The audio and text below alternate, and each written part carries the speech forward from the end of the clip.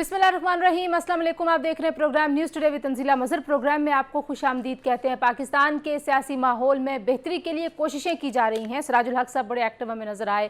शहबाज शरीफ साहब और इमरान साहब से उन्होंने मुलाकात की है। इस मुलाकात का क्या नतीजा बरामद होगा? अगर मुज़ाकरात की तैयारी जो हो रही है हर तरफ से, पीपल्स पार्टी ने भी एक कमेटी बना दी है और मुज़ाकरात हो जाते हैं, वो मुज़ाकरात किन नुकात पर होंगे? खैबर पख्तूनख्वा और पंजाब में इंतखाब पहले हो जाएगा, जिसके ऊपर हमने देखा कि हुकूमत का मौक़िफ़ बड़ा वाज़े है। वो कहते हैं कि हम पहले इंतखाब नहीं चाहते। पाकिस्तान तहरीक इंसाफ अपने इस मौक़िफ़ से पीछे हटेगी। 90 रोज़ की हद पार हो चुकी है। ये मामला अदालत में है। अगर सियासी जमातें मुज़ाकरात करती हैं तो अदालत के अंदर जो मामला है वो किस रुख को जाएगा, उसका मंतकी नतीजा क्या निकलेगा।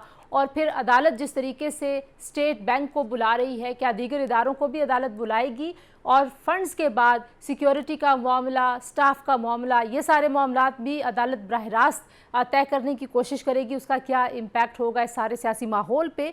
और जो सबसे बुनियादी बात है, पाकिस्तान तहरीक इंसाफ ने भी एक कमेटी बना दी है, लेकिन क्या वो आम इंतखाबात के लिए मुज़ाकरात की हामी भर रहे हैं, या खैबर पख्तूनख्वा और पंजाब का जो इंतखाब है जिस पे हुकूमत मुसलसल ये कह रही है कि अभी हालात नहीं हैं और वक्त से पहले ये इंतखाब हो नहीं सकता। छोटे सूबे कह रहे हैं अगर वहाँ पे पहले इंतखाब होगा पंजाब में तो हमारा जो नताइज हैं इंतखाबात के वो मुतासर होंगे। इस नुक्ते पे पाकिस्तान तहरीक इंसाफ का क्या मौक़िफ़ है? सबसे पहले यही मौक़िफ़ हम जानेंगे आज के प्रोग्राम में। जी, हमारे साथ मौजूद हैं शाह महमूद कुरैशी साहब, जो कि वाइस चेयरमैन हैं पाकिस्तान तहरीक इंसाफ के, साबिक़ वज़ीर ख़ारजा हैं। बहुत शुक्रिया शाह महमूद कुरैशी साहब। ये मुज़ाकरात की जो कोशिश है हर तरफ से, और आप लोग भी हामी भर रहे हैं, आपने कमेटी भी बना दी है, किन नुकात के ऊपर मुज़ाकरात हो रहे हैं? इसमें खैबर पख्तूनख्वा और पंजाब में इंतखाब का इल्तवा क्या शामिल होगा या नहीं शामिल होगा? देखिए, हमने डायलॉग से कभी इनकार नहीं किया और ना ही कोई सियासी जमात डायलॉग से कतराती है। हम कह रहे हैं कि हम डायलॉग के लिए तैयार हैं, लेकिन आइन के दायरे के अंदर। जो हम पे आइन की बंदिश है उससे हम फरार अख्तियार कर नहीं सकते, जो कि पीडीएम की सरकार चाहती है। उसके अलावा रहती है 3 असेंबलियां, सिंध की असेंबली, बलूचिस्तान की असेंबली और कौमी असेंबली। इस पर बैठकर हम एक तारीख पर तयन कर सकते हैं, मुज़ाकरात के जरिए, नेगोशिएशन, गिव एंड टेक के जरिए हो सकता है। जहां तक पंजाब का और खैबर पख्तूनख्वा का ताल्लुक है, वो 90 दिन की बंदिश है। आपने देखा कि कल लाहौर में जितने पाकिस्तान के टॉप ज्यूरिस्ट थे उनका आपने डिक्लेरेशन भी पढ़ लिया होगा। उन सब की ये मुत्तफिका राय है कि उससे आगे पीछे नहीं हो सकते। लेकिन शाह साहब, डेडलॉक तो इन्हीं 2 इलेक्शंस के ऊपर है, तो अगर फिर मुज़ाकरात का नहीं, ये डेडलॉक, देखिए, डेडलॉक आइन को तोड़ के नहीं कर सकते। आइन के अंदर रहते हुए आपको करना होगा। आप आइन से मावरा कोई डेडलॉक नहीं तोड़ सकते। अगर ये जो नुक्ता है कि सियासी हुकूमत होगी पंजाब में, बाकी सूबों में इंतखाबात उससे मुतासर होंगे, अगर इस नुक्ते पे मुज़ाकरात की बात हो तो उसके लिए पीटीआई का क्या मौक़िफ़ होगा? अर्ज़ ये है, ये आईनी शिक है और ये बारहा ये लोग कह रहे हैं, ये बहाने बना रहे हैं, ये फरार चाहते हैं और इस पर ये मुमकिन नहीं होगा। मैं आपसे अर्ज कर रहा हूं, ये मुमकिन नहीं होगा। शाह साहब, आखिरी जो इस पे नुक्ता मैं आपसे चाह रही हूँ कि अगर इस्लाहात की बात की जाए तो बहुत सारे लोग कहते हैं कि 18वीं तरमीम में केयर टेकर की जो स्कीम है वो आज के हालात से अब उसकी शायद मुसाबकत नहीं है, तो क्या आप लोग उसमें बात, देखिए, वो बात की बात है, उस पर बात की जा सकती है, कोई रास्ता निकाला जा सकता है कि जिस पे इत्मीनान सबको हो कि शफाफ इंतखाब। देखिए, चाहते क्या है, केयर टेकर का कॉन्सेप्ट क्या है? शफाफ इंतखाबात उसकी मुराद है। तो उसके लिए हम वक्त तैयार हैं कि शफाफ इंतखाबात हो सकते हैं, कैसे हो सकते हैं, उस पर हम तैयार हैं बात करने के लिए। तो पंजाब में आपकी अगर हुकूमत बन जाती है, आइन से आप मावरा कोई हरकत नहीं कर सकते। आइन की पाबंदी हम सबको करनी है। और अगर हुकूमत नाअहल होती है उस सूरत में बहुत सारे लोगों का ख्याल है कि सियासी जमातों के हाथ से सारा मामला निकल जाएगा। इस पे आप क्या समझते हैं? ये तो अगर आइन को आप तोड़ेंगे और अगर पीडीएम की सरकार आइन से मावरा कुछ करेगी तो फिर उसकी जिम्मेदार वो ठहरेगी। और अदालत के अंदर जो बहरान है उस पे पीटीआई का मौक़िफ़ सिर्फ अदालत में क्लैरिटी है। अदालत में हम चाहेंगे कि यकसुई हो, लेकिन अदालत ने जो फैसला किया आइन के मुताबिक किया है। बहुत शुक्रिया शाह महमूद कुरैशी साहब। और अब हमें ज्वाइन करें जी कमर दिलशाद साहब, जो कि मामले ख़ुसूसी वज़ीर आला पंजाब के और साबिक़ सेक्रेटरी इलेक्शन कमीशन है। सलमान आबिद साहब पाकिस्तान के रिनाउंड जर्नलिस्ट एनालिस्ट हैं, और राजा अमर अब्बास साहब पाकिस्तान के मारूफ कानूनदान है। बहुत शुक्रिया तीनों का जी। अभी हम बात कर रहे थे शाह महमूद कुरैशी साहब से, जो मामला है अब ये सारा का सारा ये किस तरफ को जाएगा। कंवर दिलशाद साहब, सुप्रीम कोर्ट ने एक इदारे को बुला के बराह रास्त उन्हें कहा कि आप फंड्स जारी करें। अब सिर्फ फंड्स की ज़रूरत नहीं है, इसके बाद सिक्योरिटी की ज़रूरत है, इसके बाद जो इलेक्शन का अमला है उसकी ज़रूरत है। आपको लगता है कि अगर सुप्रीम कोर्ट सब इदारों को बराह रास्त अहकामात देगी, और जाहिर है ना तो गवर्नर स्टेट बैंक तो इन्हें अदालत लगवाना चाहेंगे, ना कोई और इदारे का सरबराह लगवाना चाहेगा तो इन्हें अदालत, तो इलेक्शंस होना मुमकिन है अगर सुप्रीम कोर्ट इस तरीके से इंटरवेंशन करती है? सुप्रीम कोर्ट ऑफ पाकिस्तान का हुक्म अपनी जगह पर बिल्कुल दुरुस्त फरमाया उन्होंने, और सुप्रीम कोर्ट ऑफ पाकिस्तान आइन और कानून के मुताबिक जो फैसले कर रही है वो भी हमारी नजरों में काबिल तहसीन है। लेकिन सबसे बड़ी अहम बात है कि यहाँ पाकिस्तान का जो सिस्टम जो है, हमारा पॉलिटिकल सिस्टम, इंतजामी सिस्टम, इंतखाबी सिस्टम और सुप्रीम कोर्ट के मामला, अदलिया, सारे मामले बड़े पेचीदा हैं इनके अंदर। अब सुप्रीम कोर्ट ऑफ पाकिस्तान ने स्टेट बैंक ऑफ पाकिस्तान हुक्म जारी किया कि जो कंसोलिडेटेड फंड से वो इलेक्शन के पाकिस्तान को 21 अरब रुपए मुंतकिल कर दिए जाए। यहाँ एक बहुत बड़ा एक सेटअप जो है वो अजीब गरीब है। वही होता है वफाकी हुकूमत के अकाउंट से वो स्टेट बैंक ऑफ पाकिस्तान जो है किसी और इदारे को नहीं मुंतकिल करने का मजाज है, ये वफाकी हुकूमत ही मुंतकिल कर सकती है, स्टेट बैंक ऑफ पाकिस्तान के पास इख्तियार नहीं है। इसी तरह वो इसी मामलों को देख के हुकूमत ने अपने बचाव के लिए कैबिनेट मीटिंग से अप्रूवल दी और वो चले गए सिर्फ अपने पार्लियामेंट में। अब कौमी असम्बली की तरफ से जो कंसोलिडेटेड फंड था उसका उन्होंने मुस्तरद कर दिया। अब यहाँ तो होने अदालत का तो मामला खत्म हो गया ना। वफाकी हुकूमत ने कहा हमने तो इजाजत दे दी, लेकिन पार्लियामेंट ने इजाजत नहीं दे रही, तो सारे मामला बड़े कॉम्प्लिकेटेड होते जा रहे हैं। और सबसे बड़ी अहम बात यह है कि ठीक है कि हमारे सारे इदारे एक दूसरे के मामला में मुदाखलत करें, इसलिए कि हमारा गुड गवर्नेंस अच्छा नहीं है, पार्लियामेंट का सिस्टम भी बहुत कामयाब नहीं जा रहा, तो इस पर सुप्रीम कोर्ट सामने आ रही है। लेकिन सबसे बड़ी अहमियत इंतजामी मामला में देखें ना, हमारे दोस्त बैठे हुए वो इस बात को गौर से सुनेंगे, देखेंगे कि स्टेट बैंक ऑफ पाकिस्तान के पास तो इख्तियार नहीं है कि वो सुप्रीम कोर्ट हुक्म के मुताबिक वो 21 अरब रुपए फंड बंद कर। लेकिन अगर हम ये अज्यूम करें कि फंड्स का मामला हो गया हल, अगर हम ये अज्यूम करें थोड़ी देर के लिए, उसके बाद सिक्योरिटी का मामला है, उसके बाद स्टाफ का मामला है, तो अगर हुकूमत ताउन नहीं करेगी तो क्या प्रैक्टिकली ये पॉसिबल है कि इलेक्शंस का इनेकाद हो सके? नहीं, मामला तो बड़ा पेचीदा हो गया ना। मामला ये हो गया कि एक तरफ तो पार्लियामेंट खड़ी होगी, पार्लियामेंट ने तमाम मामला में ये कहा है कि फिलहाल हम सुप्रीम कोर्ट ऑफ पाकिस्तान के तमाम फैसलों को मुस्तरद करते हैं, उनकी भी अपनी बालदस्ती है और आइन और कानून को फिर इजाजत दी हुई है। सुप्रीम कोर्ट ऑफ पाकिस्तान जो है वो सुप्रीम कोर्ट ऑफ पाकिस्तान जो है वो पार्लियामेंट में कैसे दखलंदाजी करेगी, उनके पास भी इस तरह से हर जगह आर्टिकल 166 और 68 वो लगे हुए हैं कि एक दूसरे के मामले में मुदाखलत नहीं कर रहे।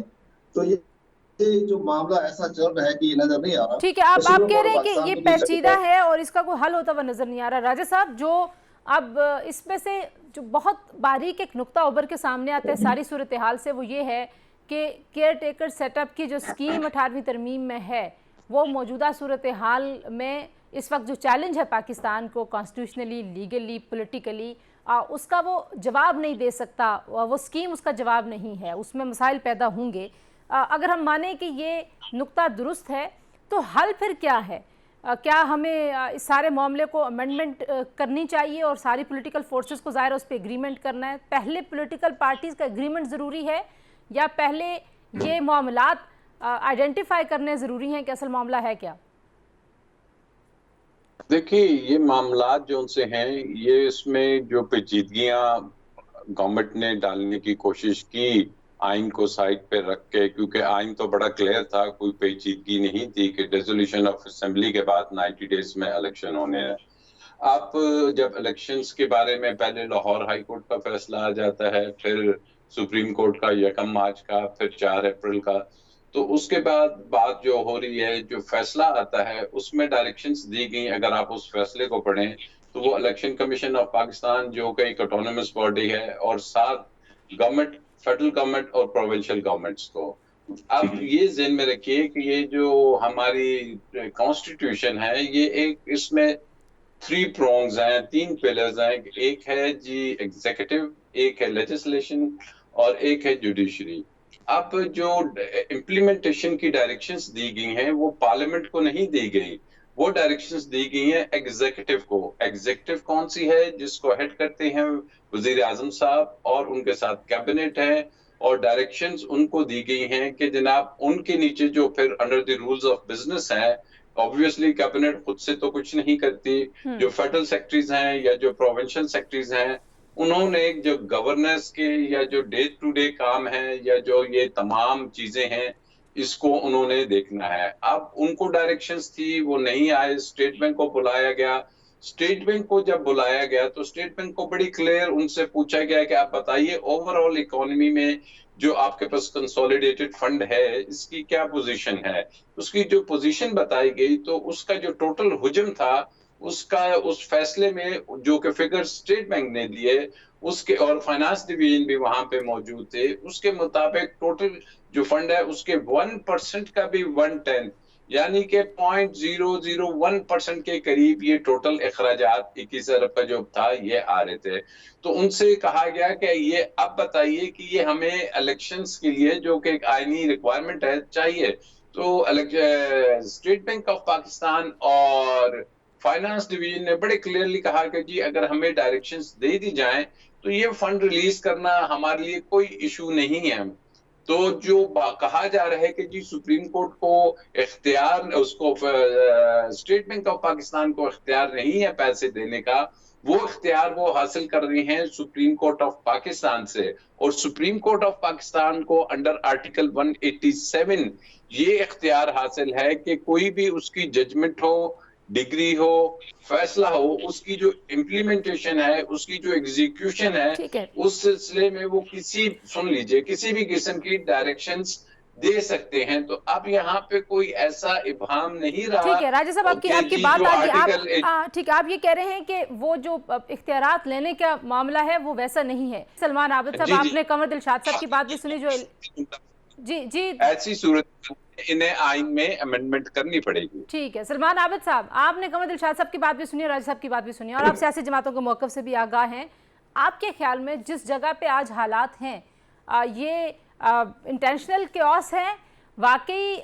जो कॉन्स्टिट्यूशन में जहाँ जहाँ खामोशी है मुख्तलिफ मामलात पे, ज़ाहिर है जब आपके सामने चैलेंज आता है तभी आपको पता चलता है कि इस चैलेंज का हल है या नहीं। मैन मेड एक डॉक्यूमेंट है, हमारे कलेक्टिव विजडम से बना हुआ है, अमेंडमेंट होती रहती है, लेकिन अमेंडमेंट के लिए माहौल की ज़रूरत है। वो माहौल आपके ख्याल में कायम हो सकता है? नहीं, देखिए अभी तो वो माहौल नहीं है ना। इस वक्त तो सियासी डेडलॉक है और सियासी जमातें आपस में डायलॉग करने की बजाय, इख्तलाफात को दूर करने की बजाय सियासी दुश्मनी का एक माहौल बना के बैठी हुई है, और वहां कोई किसी के साथ बैठने के लिए तैयार नहीं है। जो सियासी माहौल है उसमें काफी टेंशन है और काफी शिद्दत पाई जाती है। अब देखिए कुछ चीजें हैं जिनको हम प्रोसीजरल इश्यूज कह सकते हैं, लेकिन यहाँ तो मसला खालिस्तान एक नुकाती एजेंडा है, और वो है सियासी नोयत का फैसला कि हुकूमत ने ये तय कर लिया है कि उसने किसी सूरत में ये इलेक्शन नहीं होने देना। उसके वफाकी वुज़रा आके टीवी पर प्रेस कॉन्फ्रेंस करते हैं, प्राइम मिनिस्टर उसके ऊपर गुफ्तगू करते हैं, मरियम उसमें गुफ्तगू करती हैं, बाकी सारे लोग ये कहते हैं कि हमने तो लेकिन सलमान साहब, मैं आपको थोड़ा सा पीछे लेके जाऊं। पीटीआई ने भी एक सियासी फैसला कर लिया था और इमरान खान साहब ने ये ठान ली थी कि उन्होंने ये 2 असम्बलियां गिरानी, अपनी हुकूमतें गिरानी। और गिरानी क्यों है? क्योंकि वो चाहते थे कि जो मौजूदा सेटअप है ये एक आम इंतखाबात की तरफ चला जाए। उनका वो जो मकसद था वो पूरा नहीं हुआ।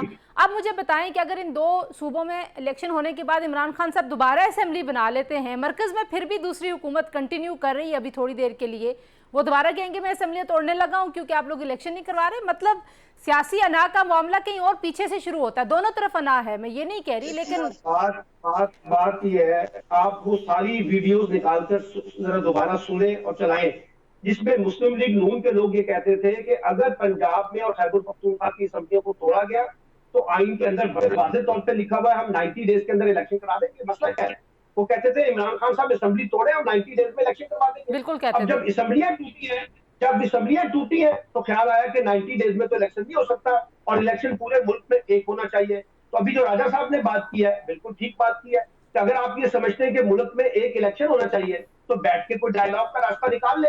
और देखिए अक्टूबर में इलेक्शन होने हैं, आप 2 महीने पीछे आ जाए, ये मई वाले जो है ये थोड़े से आगे चले जाए तो जून जुलाई के अंदर जो है एक जनरल इलेक्शन का सिनेरियो बन सकता है, लेकिन उसके ऊपर डायलॉग करना पड़ेगा, उस पर बातचीत करना पड़ेगा। लेकिन यहाँ मसला ये है कि तंजीला साहिबा के वफाकी वुज़रा तो ये भी कह रहे हैं कि इस बरस 2023 में इंतखाबात मुमकिन नहीं है। अभी मैंने कल ख्वाजा आसिफ साहब का जंग के अंदर बड़ा वाज़ेह बयान आप दोबारा उठा के देखें, वो कहते हैं कि मुझे तो 2023 में भी इलेक्शन होते हुए नजर नहीं आ रहे। ये तो इमरान खान भी कहते हैं कि उन्हें भी होते हुए नजर नहीं आ रहे। इस बात के ऊपर तो मेरा ख्याल में ख्वाजा साहब और इमरान खान एक पेज पे हैं। नहीं, देखिए इसका मतलब क्या है, कौन इलेक्शन नहीं कराना चाहता? इलेक्शन कमीशन इलेक्शन नहीं कराना चाहता, फौज इलेक्शन नहीं कराना चाहती, जुडिशरी इलेक्शन नहीं कराना चाहती, हुकूमत इलेक्शन नहीं कराना चाहती। भाई ये क्या मजाक है? अगर आपने आज एक जवाब पैदा कर लिया है इलेक्शन को पोस्टपोन करने का, तो आइंदा तो ये तमाम जवाब जो है दोबारा हर आने वाला हुक्मरान इसको इंडोर्स करेगा और इसकी मदद से इलेक्शन से भागेगा। और आप इलेक्शन ना कराएं, लेकिन इलेक्शन ना कराएं तो फिर कॉन्स्टिट्यूशन को जरा लपेट के साइड पे कहीं जगह पे रख सही। मैं जरा एक ब्रेक ले लूं। ये जो आपने सवाल उठाया है कि कौन इलेक्शन नहीं कराना चाहता, और राजा साहब ने एक लीगल इंटरप्रिटेशन दी पूरे मामले की, जो स्टेट बैंक वाला मामला है, तो मैं कमर दिलशाद साहब के पास ये दोनों पॉइंट्स लेके जाऊंगी। जी ब्रेक लेते हैं, ब्रेक के बाद वापस आते हैं, हमारे साथ रहिए।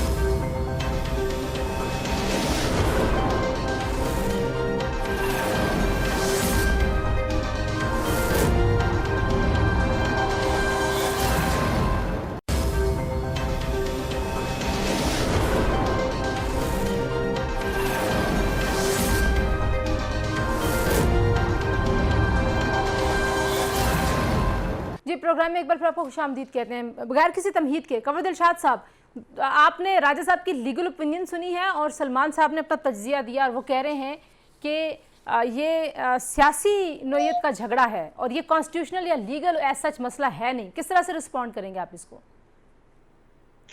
नहीं, हमारे दोस्तों ने बड़ी अच्छी बात की है, मैं इनकी नॉलेज से बड़ा अप्रिशिएट करता हूँ और इन्होंने बड़ा अच्छा अपडेट भी किया है। लेकिन सारे दोस्तों की बातें सुन के हमें ये अंदाजा हो रहा है कि इदारे जो हैं वो एक दूसरे के मामलात में बड़ी वजाहत कर रहे हैं, बड़े अदब के साथ, बड़े एहतराम के साथ। चीफ जस्टिस का भी सुप्रीम कोर्ट का बड़ा एहतराम है। जहाँ कहीं भी खिलाफ पैदा हो जाता है तो खिलाफ दूर करती है सुप्रीम कोर्ट, कहीं सुप्रीम कोर्ट में सादर बयान पे आ जाती है पार्लियामेंट के वफाकी कबीना, स्टेट बैंक के सारे मामला एक दूसरे के मामला में मुदाखलतें हो रही है। उसी मुदाखलत के हवाले से चीफ इलेक्शन कमिश्नर जो खत लिखा है चेयरमैन सेनेट को और स्पीकर को, असेंबली को, प्राइम मिनिस्टर को, बड़ा इंपॉर्टेंट खत है। उसमें ये लिखा है कि इलेक्शन कमीशन पाकिस्तान को तो कानून के मुताबिक और अदलियत के ने भी हमें बिल्कुल यरगमगाल बनाया हुआ है, अदलियत हमें चलने नहीं दे रही, और अदलिया का यही सिस्टम चलता रहा तो आइंदा इंतखाबात कैसे शफाफ होंगे। उन्होंने ये भी खत में लिखा कि जब हमने टस्का के रिपोर्ट के मुताबिक प्रेजाइडिंग ऑफिसरों पर, सफाई गवर्नमेंट के बाद अफसरान इंतजामिया पर हमने शौका नोटिस जारी किया और तादीबी कार्रवाई करने के फैसला किया, हुकूमत जारी किए, तो लाहौर हाई कोर्ट ने इलेक्शन कमीशन पाकिस्तान के फैसले को कारदम करार दे दिया। अब उस कारदम करार देने से अब ये हुआ कि पंजाब में इंतखाबात होने हैं तो ब्यूरोक्रेसी तो हमारी तरफ भी देख रही है, ब्यूरोक्रेसी किसी और की तरफ देख रही है, और ब्यूरोक्रेसी के माइंड में बात आ गई है कि इलेक्शन कमीशन पाकिस्तान सॉरी तो कुछ भी नहीं बिगाड़ सकता। अगर हमने कोई गलत काम किया, टेम्पररी की पोलिंग स्टेशन में कब्जे हो गए, तो इलेक्शन के पाकिस्तान कोई कार्रवाई करने का मजाज नहीं है, तो पहले मजाज कर रही है। अब ये बात उन्होंने जो खत लिखा है, तो अब ये बताइए कि अब चीफ जस्टिस पाकिस्तान को चाहिए था, इतना बड़ा इंपॉर्टेंट खत अखबारों में छप गया, चेयरमैन सड़की पे चला गया और स्पीकर को भी चला गया, तो उन्होंने कहा कि आप ये बताइए कि आइन और कानून के मुताबिक जो है इलेक्शन कमीशन डेट फिक्स करता है, लेकिन यहाँ तो कदम कदम पर अदलिया फिक्स डेट फिक्स दे रही है, अदलिया टाइम दे रही है, अदलिया शेड्यूल जारी कर रही है, तो हम कहाँ खड़े हैं, हमारी क्या इख्तियारात रह गए हैं।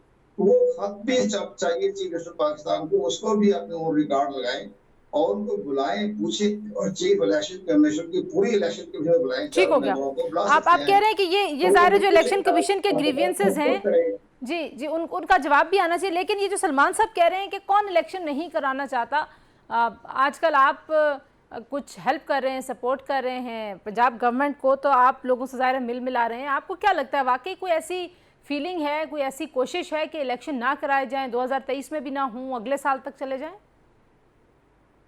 नहीं, देखें, सूबाई गवर्नमेंट का जो ताल्लुक है, गवर्नमेंट का ताल्लुक, उसका तो इलेक्शन कमीशन के अंडर काम करना है। आइन के आर्टिकल 224 के तहत इलेक्शन कमीशन जो भी अहकाम जारी करेगा कि गवर्नमेंट उस पर अमल दरामद करने की पाबंद है। सही। अब ये तो फेडरल गवर्नमेंट का मामला है या कौमी असेंबली का मामला जा रहा है कि वो कहाँ तक आगे जाएंगे, एक्सटेंड करेंगे नहीं करते, लेकिन इलेक्शन कमीशन पाकिस्तान ने अपनी मुकम्मल तैयारी की हुई है 14 मई के लिए। उन्होंने तो हमारी इतला के मुताबिक सारा प्रिजाइडिंग ऑफिसर सब कुछ सेट कर दिया है। अच्छा इसमें एक और भी ठीक है, आप कह रहे हैं कि इलेक्शन कमीशन तैयार है और निगरान सेटअप जो है ज़ाहिर है उनका बयान तो यही सामने आया था कि हम मिनोअन इस फैसले पे अमल दरामद करेंगे। राजा साहब, अब इसमें एक और टेक्निकल जो ग्लिच मुझे लगती है वो ये है कि पार्लियामेंट में पाकिस्तान तहरीक इंसाफ यानी कि कौमी असम्बली में वो मौजूद नहीं हैं, और अगर आपको ये तरमीम करनी है या अगर आपको रिफॉर्म्स करनी, इसके अलावा तो ज़ाहिर कोई तरीका नहीं हो सकता कि वो असम्बली में वापस आएँ, या आपको लगता है कि कोई चार्टर साइन हो सकता है इन इलेक्शंस के लिए फॉर द टाइम बीइंग, कोई और मुआहदा हो सकता है एक दूसरे के साथ कि ये वाला जो इलेक्शन है इसके रूल्स ऑफ गेम ये होंगे और इन कंडीशंस के तहत ये होगा? देखिए, रूल्स ऑफ गेम तो सारे डिफाइंड है। एक ही रूल है आर्टिकल 218(3) में, वो है फेयर फ्री इलेक्शन, जिसको किसी भी तरीके से उसमें राजा साहब, पाकिस्तान में कौन सा इलेक्शन है एक के अलावा जिसके ऊपर कोई बात नहीं हुई? आप बताएं ना, ये आर्टिकल तो पहले से मौजूद थे। असल बात तो है इलेक्शन करवाने की, और जब ये अभी हालिया पिटीशन चल रही थी, सुप्रीम कोर्ट ने टाइम दिया, अटॉर्नी जनरल को कहा हुकूमत से बात करें, पीटीआई को कहा आप भी और आप लोग मिल बैठ के कोई फैसला कर लें। पीटीआई ने कहा जी हम हाजिर हैं, लेकिन अटॉर्नी जनरल ने स्ट्रेट अवे वहां पे कहा कि जी हुकूमत की तरफ से जेयूआई के वकील भी मौजूद थे और पाकिस्तान पीपल्स पार्टी भी थी वहां। इन तीनों जमातों ने किसी तरीके से डायलॉग की बात की तरफ नहीं बढ़े, और रीजन बड़ा क्लियर है कि जी वो इलेक्शंस अर्ली नहीं कराना चाहते, बल्कि कराना ही नहीं चाहते। पॉइंट इज पॉलिटिकली उनको नजर आता है कि जी हम किसी तरीके से भी इन इलेक्शंस में हम स्कोरिंग नहीं कर सकेंगे। हमें लगता है उन्हें कि जी उनकी सीट्स जो सी हैं वो बिल्कुल नीचे आ जाएगा फिगर। ये तमाम लोगों को आया है, कोई और वजह नहीं है, ना कोई पैसों का मसला है, ना कोई सिक्योरिटी का मसला है। The only issue is the government at the zone C है वफाक में वो, और पीडीएम जोन सी है वो ये समझती है कि आपने सिक्योरिटी का जिक्र किया। अब आपके ख्याल में सुप्रीम कोर्ट जो है वो सिक्योरिटी इदारों को भी बुलाएगी? क्योंकि वजारत दिफा के सेक्रेटरी तो वहां कह के आ गए कि हम ये एहलकार नहीं दे सकते, और इलेक्शन कमीशन को उन्होंने जवाब दिया कि जितने आपको रिक्वायर्ड है उतने नहीं दे सकते। ऐसी बात नहीं है। वो वजारत दफा ने एक कंसील्ड एनवेलप जो उनसे है, उनके सेक्रेटरी साहब आए थे, सेक्रेटरी डिफेंस, वो जमा कराया है, वो गवर्नमेंट सुप्रीम कोर्ट के पास है। ना आपके इल्म में उसमें क्या लिखा है, ना मेरे इल्म में उसमें क्या लिखा है। और मैं जो सिक्योरिटी का इशू है वो जो इलेक्शन कमीशन ने जवाब दाखिल करवाया उसमें इलेक्शन कमीशन ने ये कहा है कि तकरीबन 3 लाख एहलकारों की जरूरत है। जी एहलकार आने हैं ज्यादातर पुलिस से, और मैं जब चीफ सेक्रेटरी को बुलाया जाएगा, ये ज़हन में रखिए कि जो वफाकी फाइनेंस डिवीजन थे, ये वफाक में पीडीएम की हुकूमत है, लेकिन जब वो आए तो उन्होंने कहा कि सुप्रीम कोर्ट का हुक्म सर आंखों पे। जब स्टेट बैंक आया, सुप्रीम कोर्ट का हुक्म सर आंखों पे। जब चीफ सेक्रेटरी पंजाब को बुलाया जाएगा तो जैसे अभी कमर दिलशाद साहब ने कहा कि जी तमाम तैयारियां मुकम्मल हैं, वो भी क्योंकि उन्हें शौक नहीं है। अच्छा, मैं जरा इस गुफ्तगू को थोड़ा सा आगे बढ़ाती हूँ, क्योंकि अगर हम लीगल और टेक्निकल डिबेट में जाएंगे सलमान आबिद साहब, तो इन्हीं अदालतों से मार्शल आर्ट्स को वैलिडेट किया जाता रहा है, उनको लीगल कवर दिया जाता रहा है। जितने भी अनकॉन्स्टिट्यूशनल थे, मतलब मार्शल आर्ट्स के अलावा भी जो अनकॉन्स्टिट्यूशनल चीज़ें थीं वो सब होती रही हैं। अब मामला स्टेक होल्डर्स के मिल बैठने का है। आपको भी लगता है कि अब आर्मी कह रही है हम तो एपॉलिटिकल हैं, हमारा तो कुछ है नहीं इसमें, जुडिशरी बिल्कुल बायस उसके ऊपर इल्ज़ामात हैं, दोनों तरफ से इतने ज़्यादा इल्ज़ामात हैं कि उसकी क्रेडिबिलिटी के ऊपर बड़े संगीन सवालात हैं, तो वाकई ये टाइम है कि एक बैठ के सब बात कर लें? देखिए, बैठना तो पड़ेगा। अल्टीमेटली इसका नतीजा तो डायलॉग के जरिए निकलेगा, बातचीत के जरिए निकलेगा, कुछ गिव एंड टेक के जरिए निकलेगा। ये आप जो कह रहे हैं ना, ये हर सियासी जमात का बंदा यही कहता है। मुझे समझ ये नहीं आ रही कि कितना नुकसान करना है इदारों का और उसके बाद बैठना है। आप क्या ख्याल है? वो बात ये है कि जो नुकसान कर रहे हैं वो आपके सामने है ना, पॉलिटिकल प्लेयर। ये जो पार्लियामेंट की बालादस्ती के नारे लगा रहे हैं, ये इनको पार्लियामेंट आज बड़ी अच्छी लग रही है। जब पार्लियामेंट जो है खुद आम लोगों को सपोर्ट करती रही है, वो सब चीजें ठीक होती थी, तो बात यह कि जो गलती कर रहा है उसी को अपनी गलती को दुरुस्त करना है। अगर ये नहीं बैठेंगे तो ये खेल सियासतदानों के हाथों से निकल जाएगा, चाहे उसमें हुकूमत है चाहे उसमें अपोजिशन है। आप बार बार ये कहते हैं कि जी सुप्रीम कोर्ट ने मुदाखलत की है। अब आप मुझे बताइए कि सुप्रीम कोर्ट ने क्यों मुदाखलत की है? क्योंकि आपका गवर्नर इलेक्शन की डेट देने के लिए तैयार नहीं था, आपका इलेक्शन कमीशन इलेक्शन की डेट देने के लिए तैयार नहीं है, आपके निगरान जो है वो इलेक्शन कराने के लिए तैयार नहीं है, वफाकी हुकूमत इलेक्शन कराने के लिए तैयार नहीं है। तो फिर इसका तयन किसने करना था? सुप्रीम कोर्ट नहीं करना था, अदालत नहीं करना था।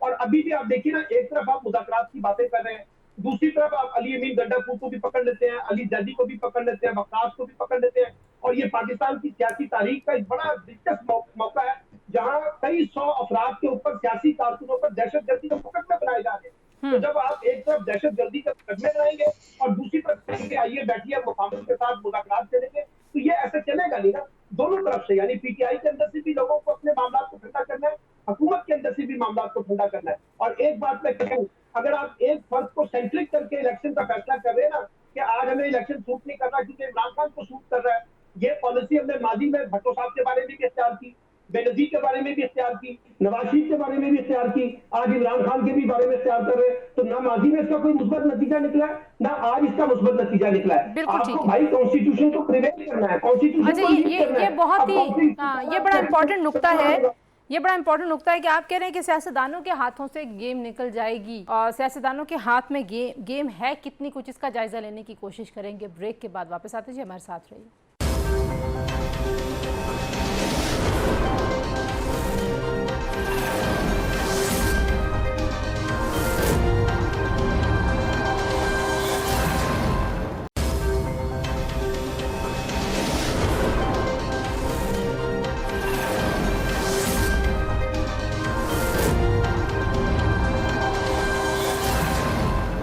जी प्रोग्राम में एक बार फिर आपको खुशामदीद कहते हैं जी। और बात हम कर रहे हैं जो इस वक्त सियासी माहौल है उसमें कशीदगी बहुत है।